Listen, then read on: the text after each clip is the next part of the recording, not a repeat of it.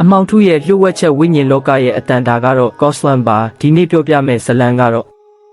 ့နနက်ခင်းဤအေးဆက်ဆက်လေးပြည်သည်တောင်တန်းကြီးများကြားမှတိုးဝေးတိုက်ခတ်လာပြီးဝါယုံတော်အုပ်ကြီးကိုတရှဲရှဲမြည်ဟဲစေသည်နေမင်းသည်တောင်ထိပ်ဖျားမှတဖြည်းဖြည်းထွက်ပေါ်လာစေဖြစ်တော်လဲတောနက်ကြီးဤအတွင်းပိုင်းတွင်မူမှောင်ရိပ်တန်းလျက်ပင်ရှိသေးသည်ဤသို့သောနနက်ခင်းမျိုးတွင်မူဆိုးပါကံသည်သူဤသားကောင်ရှာဖွေခြင်းအလုပ်ကိုစတင်နေကြဖြစ်သည်သူသည်တောဤသားကောင်တဦးပမာတောနက်ကြီးနှင့်တသားရဲကျနေသူဖြစ်သည်သူဤခြေလမ်းများသည်တိတ်ဆိတ်ငြိမ်သက်ပြီးမျက်လုံးများသည်တောတွင်ရှိသေးငယ်သောလှုပ်ရှားမှုများကိုပင်မလွတ်တမ်းဖမ်းယူနိုင်စွမ်းရှိသည့်ယခုရက်ပိုင်းအတွင်းပကံဤစိတ်ထဲတွင်တစုံတရာသောထူးဆန်းသည့်ခံစားမှုများကြီးစိုးနေသည့်အကြောင်းမှာလွန်ခဲ့သောလပြည့်ညကတည်းကတောတွင်ရှိသားကောင်များရုတ်တရက်ပျောက်ကွယ်သွားခြင်းကြောင့်ဖြစ်သည်တာမန်အားဖြင့်တောတွင်၌သားကောင်ရှားပါခြင်းသည်မဖြစ်နိုင်သလောက်ပင်ဤတောကြီးသည်အမြဲတစေသားကောင်များပေါများရာဒေသဖြစ်သည်ထို့ပြင်ရွာနီးကျုပ်ဆက်မှတောင်သူများဤစိုက်ခင်းများလည်းညာတွင်ချင်းပျက်စီးဆုံးရှုံးမှုများကြုံတွေ့နေရသည့်ဤဒီမှာတာမန်တရစ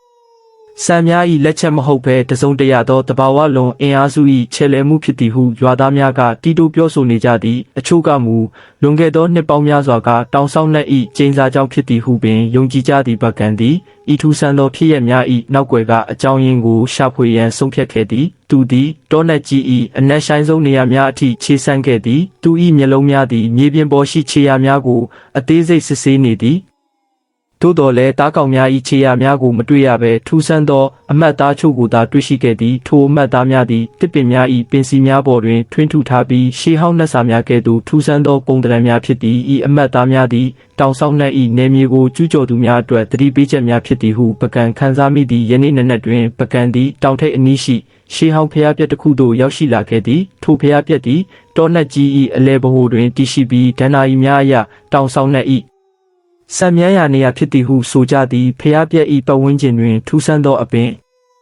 များပေါက်ရောက်နေပြီးလေတိုက်တိုင်းတရှဲရှဲမြည်ဟေးတံများကကြောက်မက်ဖွယ်ကောင်းလာသည်ပကံသည်ဖျားပြက်ဤအတွင်းပိုင်းသို့ဝင်ရောက်ကြည့်ရှုရန်ဆုံးဖြတ်လိုက်သည်သူ၏ခြေလမ်းများသည်တိတ်ဆိတ်ငြိမ်သက်ပြီးလက်ထဲတွင်ကင်ဆောင်ထားသောတနက်ကိုချစ်ချစ်ပါအောင်ဆုပ်ကင်ထားသည်သူ၏မျက်လုံးများတွင်စူးစမ်းလိုစိတ်နှင့်တတိထားမှုတို့ရောရှက်နေသည်တော၏တိတ်ဆိတ်မှုကြားတွင်ပကံ၏ခြေလမ်းတံများကတဖြည်းဖြည်းမိမ့်မိန်ပြောက်ကွယ်သွားတော့သည်ပကံသည်ရှေးဟောင်းဖျားပြက်၏အတွင်းပိုင်းသို့ခြေချလိုက်သည်နှင့်တပြတိုင်နှက်အေးဆက်ဆက်လေးတစ်ချက်ကသူ့အားတိုးဝေးသွားသည်အတွင်းပိုင်းသည်အပြင်ဘက်ထပ်ပင်ပို၍မှောင်မိုက်နေပြီးနေရံများတွင်ပင့်ကူမြင်များຫນွယ်ပင်များရစ်ပတ်နေသည်ကိုတွေ့ရသည်မြေပြင်ပေါ်တွင်လည်းကြောက်တုံးကြောက်ခဲများတရွက်ချောက်များပြန့်ကျဲနေသည်ဖျားပြက်၏အလဲဗဟိုတွင်ရှေးဟောင်းစင်းတူတော်တစုကိုတွေ့ရတော့လဲထိုစင်းတူတော်သည်လည်းပျက်စီးယိုယွင်းနေပြီးအချို့နေရာများတွင်အကြောင်းများပင်ထင်နေသည်ပကံသည်သူ၏မျက်လုံးများကိုကျင့်သားရအောင်မှောင်ရိပ်ထဲတွင်ခဏမျှငြိမ်သက်စွာရပ်နေလိုက်ဒီထို့နောက်သူ၏ခြေလက်များကိုတဖြည်းဖြည်းရွှေ့လျားကာဖျားပြက်၏အတွင်းပိုင်းကိုစူးစမ်းကြည့်ရှုတော့သည်နေရံများတွင်ရှေးဟောင်းပကြီးကားများ၏အကျွင်းကြံများကိုတွေ့ရတော့လဲအချိန်ကြာမြင့်မှုကြောင့်အယောင်များမိမ့်မိန်နေပြီးပုံရိပ်များလည်းမပြီးမပြင်းဖြစ်နေသည်သို့တော်လဲထိုပကြီးကားများတွင်တောဆောင်နှက်များနှင့်ပတ်သက်သောပုံရိပ်အချို့ကိုပကံအမှတ်မထင်တွေ့လိုက်ရသည်ထိုပုံရိပ်များသည်သူတွေ့ခဲ့ရသောတစ်ပင်များပေါ်ရှိအမတ်သားများနှင့်ဆင်တူနေသည့်ပကံသည်ပကြီးကားများကိုတေချာစွာကြည့်ရှုနေစဉ်ရုတ်တရက်အေးဆက်ဆက်လက်တစုံကသူ၏ပခုံးကိုလာရောက်ထိတွေ့သည်ဟုခံစားလိုက်ရသည်သူသည်လျင်မြန်စွာလှည့်ကြည့်လိုက်တော့လဲမိသူတဦးတယောက်ကိုမျှမတွေ့ရပေပတ်ဝန်းကျင်တစ်ခုလုံးသည်တိတ်ဆိတ်ငြိမ်သက်နေပြီးလေတိုက်ခတ်တံမှအပမြည်သည့်အတန်မျှမကြားရပေပကံ၏ရင်ထဲတွင်ထိတ်လန့်မှုတစုံတရာဝင်ရောက်လာတော့လဲသူသည်သူ၏စိတ်ကိုပြန်လည်ထိန်းချုပ်လိုက်သည်သူသည်မူဆိုးတဦးဖြစ်သည့်အတွက်ဤသို့သောအခြေအနေမျိုးကိုအကြိမ်ကြိမ်ကြုံတွေ့ဘူးသူဖြစ်သူသည်ဖျားပြက်၏အနောက်ဘက်ခြမ်းသို့ဆက်လက်လျှောက်လန်းသွားရာနေရန်တစ်ခုတွင်လျှို့ဝှက်လိုင်ကောင်းတစ်ခုကိုတွေ့ရှိခဲ့သည်ထိုလိုင်ကောင်းသည်အလွန်ကျဉ်းမြောင်းပြီးအတွင်းပိုင်းသည်မှောင်မိုက်နေသည်လိုင်ကောင်းဝတွင်ရှေးဟောင်းကြောက်စာတချို့ကိုထွင်းထူထားသည်ကိုတွေ့ရသည်ပကံသည်ကြောက်စာများကိုဖတ်ရှုကြည့်တော်လဲရှေးဟောင်းဘာသာစကားဖြစ်သောကြောင့်နားမလည်ပေသို့တော်လဲကြောက်စာများ၏ပုံသဏ္ဍာန်နှင့်ထွင်းထူထားပုံများကဤလိုင်ကောင်းသည်တာမန်နေရာတစ်ခုမဟုတ်ကြောင်းဖော်ပြနေသည့်ပကံသည်သူ၏လက်နှိပ်တမီကိုထွန်းညှိကလိုင်ကောင်းအတွင်တို့ဝင်ရောက်ရန်ဆုံးဖြတ်လိုက်သည်သူ၏စိတ်ထဲတွင်စူးစမ်းလိုစိတ်နှင့်စွန့်စားလိုစိတ်များပြည့်နှက်နေသည်တောင်ဆောင်နှက်၏ကျင်းစာနှင့်ပတ်သက်သောအဖြစ်များကိုဤလိုင်ကောင်းအတွင်းတွင်တွေ့ရှိနိုင်မည်ဟုသူမျှော်လင့်နေသည်သူ၏ခြေလမ်းများသည်တိတ်ဆိတ်ငြိမ်သက်စွာဖြင့်လိုင်ကောင်း၏အမောင်ထုထဲသို့တဖြည်းဖြည်းနစ်မြုပ်ပြောက်ကွယ်သွားတော့သည်ပကံသည်လျှို့ဝှက်လိုင်ကောင်း၏မှောင်မိုက်သောအတွင်းပိုင်းသို့ခြေချလိုက်သည်နှင့်တပြိုင်နက်လေထုသည်ပို၍ပင်အေးဆက်လာပြီးမြေပြင်မှစိမ့်ထွက်လာသောအနံ့အသက်တမျှ ကိုကသူ၏နှာခေါင်းထဲသို့တိုးဝင်လာသည့်ထိုအနံ့သည်မြေကြီးနှင့်ရေကြီးနှင့်ရှေးဟောင်းပစ္စည်းများ၏အနံ့တို့ရောနှောနေတကယ်သို့ထူးဆန်းလာသည့်သူ၏လက်နှိပ်တမိရောင်ကြီးသည်လိုင်ကောင်းနံရံများပေါ်သို့ကြားရောက်သောအခါနံရံများတွင်ထွန်းထူထားသောရှေးဟောင်းပုံရိပ်များကိုတွေ့ရသည့်ထိုပုံရိပ်များသည်တောင်ဆောင်နှင့်၏ပုံတံများတောတွင်တရဝများ၏ပုံများနှင့်နတ်ကိုးကွယ်မှုဆိုင်ရာခန္ဓာများကိုတရုပ်ဖော်ထားသည့်လိုင်ကောင်းသည်တဖြည်းဖြည်းနှက်ဆိုင်လာပြီးအချို့နေရာများတွင်လမ်းကြောင်းများကွဲထွက်နေသည့်ပကံသည်သူ၏မူဆိုးပြီးစားအတိုင်းခြေရာခံခြင်းအတတ်ပညာကိုအသုံးပြုကာရှေ့သို့ဆက်လက်ချီတက်ခဲ့သည်သူသည်လိုင်ကောင်းနေရန်များပေါ်ရှိအမတ်သားများကိုတေချာစွာလေ့လာပြီးမြည်သည့်လမ်းကြောင်းကတောင်ဆောင်နှင့်၏ကျိန်စာနှင့်ပတ်သက်သောအဖြေများကိုပေးနိုင်မည်ကိုခံမှန်းနေသည့်လိုင်ကောင်း၏အတွင်းပိုင်းတွင်တိတ်ဆိတ်မှုသည်အလွန်ပြင်းထန်ပြီးသူ၏ခြေလမ်းတံများနှင့်အသက်ရှူတံများကိုပင်သူကိုယ်တိုင်ပြန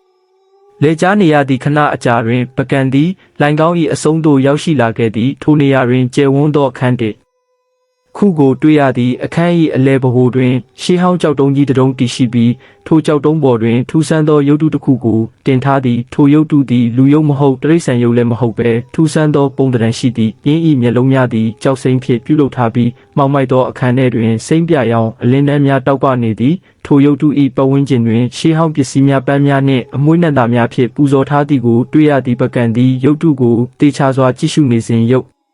တရက်ရုပ်တု၏မျက်လုံးများမှစိမ့်ပြရောင်အလင်းတန်းများပို၍တောက်ပလာပြီးအခန်းတစ်ခုလုံးကိုလင်းထိန်သွားစေသည်ထိုအလင်းတန်းများကြားမှတိုးတိုးလေးမြည်ဟဲလာသောအတန်တတန်ကိုသူကြားလိုက်ရသည်ထိုအတန်သည်ရှေးဟောင်းဘာသာစကားဖြင့်ပြောဆိုနေခြင်းဖြစ်ပြီးပါကံနားမလဲတော့လဲထိုအတန်တွင်တစုံတရာသောလှုပ်ဝက်ဆန်းကျင်မှုနှင့်တကိုးအာနာတို့ပါဝင်နေသည်ကိုသူခံစားမိသည်သူ၏ရင်ထဲတွင်ထိတ်လန့်မှုနှင့်စူးစမ်းလိုစိတ်တို့ရောရှက်နေသည့်ပါကံသည်သူ၏တနက်ကိုချစ်ချစ်ပါအောင်စုပ်ကင်ထားဆဲဖြစ်သည်သူသည်ဤနေရာတွင်မြည်သည့်အရာများဆက်လက်ဖြစ်ပေါ်လာမည်ကိုမသိတော့လဲတောင်ဆောင်နှင့်ဤကျိန်စာနှင့်ပတ်သက်သောအဖြေများကိုဤနေရာတွင်တွေ့ရှိနိုင်မည်ဟုသူယုံကြည်နေသည်သူ၏မျက်လုံးများသည်ရုပ်တု၏စိမ့်ပြရောင်မျက်လုံးများကိုစိုက်ကြည့်နေပြီးသူ၏စိတ်ထဲတွင်တိုက်ပွဲဝင်ရန်အသင့်ပြင်ဆင်ထားသည်လိုင်ကောင်း၏တိတ်ဆိတ်မှုကြားတွင်ပကံ၏အသက်ရှူတံများကပို၍ပင်ပြင်းထန်လာတော့သည်ရုပ်တု၏မျက်လုံးများမှထွက်ပေါ်လာသောစိမ့်ပြရောင်အလင်းတန်းများသည်အခန်းတစ်ခုလုံးကိုလင်းထိန်စေပြီးထိုလင်းတန်းများကြားမှတိုးတိုးလေးမြည်ဟဲလာသောအတန်သည်ပကံ၏နားထဲတွင်ပဲ့တင်ထက်နေသည်ထိုအတန်သည်ရှေးဟောင်းဘာသာစကားဖြင့်ပြောဆိုနေခြင်းဖြစ်တော်လဲပကံ၏စိတ်အာယုန်ထဲတွင်အတိတ်ပဲများပေါ်လွင်လာသည်ထိုအတန်ကလူသားတင်သည်ဤတောင်ဤလှုပ်ဝက်ချက်ကိုဖော်ထုတ်ရန်ရောက်ရှိလာသူလားဤတောင်သည်ရှေးပဝေတနီကလေးကတောင်ဆောင်လက်ဤဆောက်ရှောက်မှုအောက်တွင်တည်ရှိခဲ့သည်သို့သောလူသားတို့၏လောဘကြောင့်တောင်ဤတန်ရှင်းမှုပျက်စီးခဲ့ရပြီဟုပြောဆိုနေသည့်ပကံသည်ထိုအတန်ကိုကြားလိုက်ရသောအခါသူ၏ရင်ထဲတွင်ထိတ်လန့်မှုနှင့်အတူနားလည်မှုတစ်စုံတရာဝင်ရောက်လာသည်သူသည်တောင်ဆောင်နှင့်ဤကျိန်စာသည်လူသားတို့၏လောက်ရက်ကြောင့်ဖြစ်ပေါ်လာခြင်းဖြစ်ကြောင်းသဘောပေါက်လိုက်သည်ထိုအတန်ကဆက်လက်၍ဤတောင်ဤတားကောင်များပျောက်ကွယ်ခြင်းစိုက်ခင်းများပျက်စီးခြင်းတို့သည်တောင်ဆောင်နှင့်ဤအမျက်ဒေါသကြောင့်ဖြစ်သည်တောင်ဤတန်ရှင်းမှုကိုပြန်လည်ထိန်းသိမ်းနိုင်မှသာကျိန်စာပြေပြောက်မည်ဟုပြောဆိုသည့်ပကံသည်ရုပ်တုကိုစိုက်ကြည့်ရင်မြည်တို့ပြန်လည်ထိန်းသိမ်းရမည်နည်းဟုစိတ်ထဲမှမေးလိုက်သည်ထိုအခါရုပ်တု၏မျက်လုံးများမှအလင်းနှန်းများပို၍တောက်ပလာပြီးအခန်းနံရံတဲ့ခုပေါ်သို့ကြားရောက်သွားသည့်ထိုနံရံပေါ်တွင်ရှေးဟောင်းပကြီးကားတစ်ချက်ပေါ်ထွက်လာသည်ထိုပကြီးကားထဲတွင်တောင်ဆောင်နှင့်ဤပုံတံနှင့်အတူတောင်ဤအမြင့်ဆုံးနေရာတွင်တည်ရှိသောမြင့်မြတ်သောရေကန်တစ်ခုကိုတရုပ်ဖော်ထားသည်ထိုရေကန်ထဲတွင်ထူဆန်းသောပန်းတပွင့်ပွင့်နေပြီးထိုပန်းပွင့်သည်တောင်ဤတန်ရှင်းမှုကိုပြန်လည်ထိန်းသိမ်းနိုင်မည်နည်းလမ်းဖြစ်ကြောင်းပကံခံစားမိသည့်ထိုအတန်ကထိုပန်းပွင့်ကိုရှာဖွေပြီးတောင်ဆောင်နှက်ထံပူဇော်ပါထိုအခါကျိန်စာပြေပြောက်ပြီးတောင်သည်ငြိမ်းချမ်းသာယာမှုတို့ပြအန်လျောက်ရှိမည်သို့သောထိုပန်းပွင့်ကိုရှာဖွေရန်မှာလွယ်ကူမည်မဟုတ်တောင်ဤအမြင့်ဆုံးနေရာတွင်တည်ရှိပြီးအန္တရာယ်များစွာနှင့်ရင်ဆိုင်ရမည်ဟုသတိပေးလိုက်သည်ပကံသည်သူ၏ရင်ထဲတွင်စွန့်စားလိုစိတ်များပြည့်နှက်လာသည်သူသည်ဤတောင်ဤတားကောင်းတဦးဖြစ်သည့်အတွက်တောင်ဤငြိမ်းချမ်းသာယာရေးအတွက်တာဝန်ယူရန်ဆုံးဖြတ်လိုက်သည်ပကံသည်ရုပ်တုကိုဥညွတ်ကာရဝပြုပြီးနောက်လိုင်ကောင်းမှပြန်လဲထွက်ခွာရန်ပြင်ဆင်လိုက်သည်သူ၏မျက်လုံးများတွင်တည်ကြည်သောအလင်းရောင်များတောက်ပနေသည်သူသည်မြင့်မြတ်သောပန်းပွင့်ကိုရှာဖွေရန်အတွက်ခက်ခဲကြမ်းတမ်းသောခရီးကိုစတင်ရန်အသင့်ဖြစ်နေပြီဖြစ်သည်တောဤတိတ်ဆိတ်မှုကြားတွင်ပကံဤခြေလန်းတံများကတဖြည်းဖြည်းပို၍ခိုင်မာလာတော့သည်ပကံသည်လိုင်ကောင်းမှပြန်လဲထွက်ခွာလာပြီးနောက်တောင်ဤအမြင့်ဆုံးနေရာသို့ဦးတီကခရီးဆက်ခဲ့သည်နေမင်းသည်ကောင်းကင်အလယ်သို့ရောက်ရှိနေပြီဖြစ်တော်လဲတောနက်ကြီးဤအတွင်းပိုင်းတွင်မူအလင်းရောင်သည်မှိန်ဖြောလျက်ပင်ရှိသေးသည်သူဤခြေလန်းများသည်ပို၍ခိုင်မာလာပြီးမျက်လုံးများအားတွင်လည်းမြင့်မြတ်သောပန်းပွင့်ကိုရှာဖွေတွေ့ရှိရန်စိတ်ပိုင်းဖြတ် ထားသည့်အရေးအယောင်များထင်ဟပ်နေသည့်တောင်ပေါ်သို့တက်ရလန်းသည်ခက်ခဲကြမ်းတမ်းလာသည့်လမ်းတစ်လျှောက်တွင်ခြုံထက်သောကြောက်ဆောင်များနှက်ဆိုင်သောခြောက်ကမ်းပါးများနှင့်ထူထပ်သောတစ်တော်များကသူ့အားကြိုးဆိုနေသည်အချို့နေရာများတွင်လမ်းကြောင်းသည်အလွန်မတ်ဆောက်သဖြင့်ပကံသည်နွယ်ပင်များကိုဆွဲကင်ကတက်ရသည်တောတွင်းရှိတိရစ္ဆာန်များ၏အတန်များသည်လည်းပို၍ထူးဆန်းလာပြီးတခါတရံတွင်မြည်သည့်တိရစ္ဆာန်မှမသိသောအတန်များကသူ့အားခြောက်လန့်နေသည်ပကံသည်တောင်ဆောင်နှက်၏တတိပေးချက်ကိုအမြဲတတိရနေသည်ထိုပန်းပွင့်ကိုရှာဖွေရန်မှာလွယ်ကူမည်မဟုတ်အနေအများစွာနှင့်ရင်ဆိုင်ရမည်သူသည်လမ်းတစ်လျှောက်တွင်ထူးဆန်းသောအပင်များတောင်ဆောင်နှက်၏ပုံသဏ္ဍာန်နှင့်ဆင်တူသောကြောက်တုံးများကိုတွေ့ရသည်ထိုအရာများသည်တောင်ဆောင်နှက်၏နယ်မြေဖြစ်ကြောင်းသက်သေပြနေတကယ်သို့ပင်ညနေဆောင်သောအခါပကံသည်တောင်၏အလဲပိုင်းသို့ရောက်ရှိလာခဲ့သည်ထိုနေရာတွင်ကျယ်ဝန်းသောလွင်ပြင်တစ်ခုကိုတွေ့ရသည်လွင်ပြင်၏အလဲတွင်ရှေးဟောင်းတစ်ပင်ကြီးတစ်ပင်တည်ရှိပြီးထိုတစ်ပင်ကြီးသည်ကောင်းကင်သို့ထိုးထွက်နေတကယ်သို့မြင့်မားလာသည်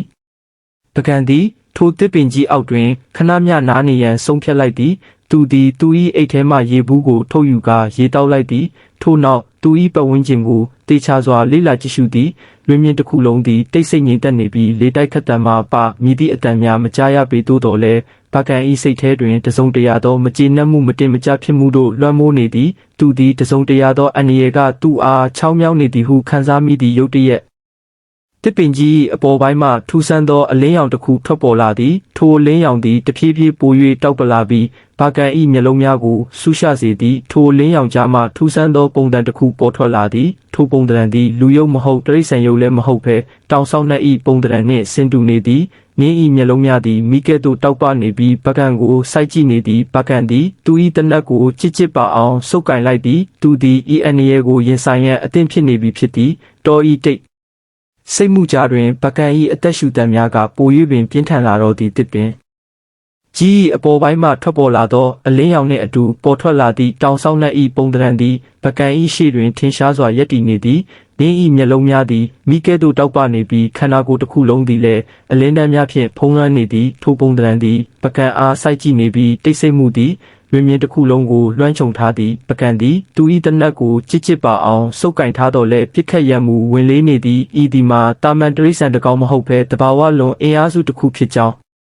သူကောင်းစွာသိသည့်ခဏအကြာတွင်တောင်ဆောင်နှက်၏ပုံသဏ္ဍာန်မှအတန်တန်ထွက်ပေါ်လာသည်ထိုအတန်သည်လေတိုက်ခတ်တန်ကဲ့သို့တိုးတိုးလေးမြည်ဟဲနေတော်လဲပကံ၏နားထဲတွင်ရှင်းလင်းစွာကြားနေရသည့်လူသား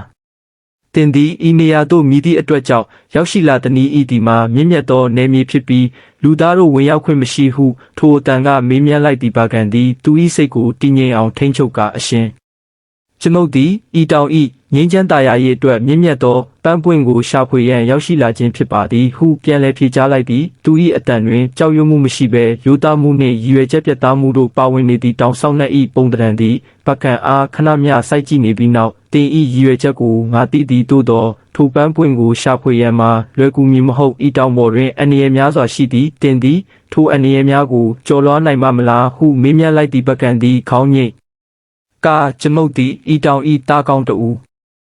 ဖြစ်ပါသည်ဤတောင်ဤငြိမ်းချမ်းသာယာရေးအတွက်မြည်သည့်အန္တရာယ်ကိုမဆိုရင်ဆိုင်ရန်အသင့်ရှိပါသည်ဟုပြတ်သားစွာပြောဆိုလိုက်သည်သူ၏မျက်လုံးများတွင်စိတ်ပိုင်းဖြတ်ထားသည့်အရေးအယောင်များထင်ဟပ်နေသည့်တောင်ဆောင်နှက်၏ပုံသဏ္ဍာန်သည်ပကံ၏စကားကိုကြားသောအခါအလင်းရောင်များပို၍တောက်ပလာပြီးသူ၏ပတ်ဝန်းကျင်ရှိတစ်ပင်များကြောက်တုံးများပင်တုန်ခါသွားသည်ထို့နောက်တောင်ဆောင်နှက်၏ပုံသဏ္ဍာန်သည်တဖြည်းဖြည်းမိမ့်ပျောက်ကွယ်သွားပြီးအလင်းရောင်များလည်းပျောက်ကွယ်သွားသည်လွင်မြင်တစ်ခုလုံးသည်ပုံမှန်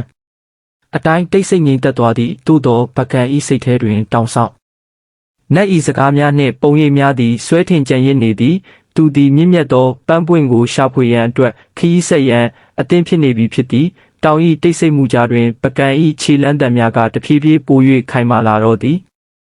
ဒီနေ့တင်ဆက်ပေးတဲ့ဇလန်းလေးကိုသဘောကျတယ်ဆိုရင် like လေးနှိပ်ပြီးအားပေးခဲ့လို့ရပါတယ်ဗျာနောက်ထပ်တင်ဆက်မဲ့6ချားဖွယ်ရာဇလန်းတစ်တွေကိုမျက်ခြေမပြတ်ချင်ဘူးဆိုရင်တော့ကျွန်တော်တို့ရဲ့ Ghostland ကို subscribe လုပ်ထားကြပါ comment မှာလည်းတင်တို့ရဲ့အမြင်တွေကိုဝင်ရောက်ဆွေးနွေးပေးသွားကြပါဦးအားလုံးပဲ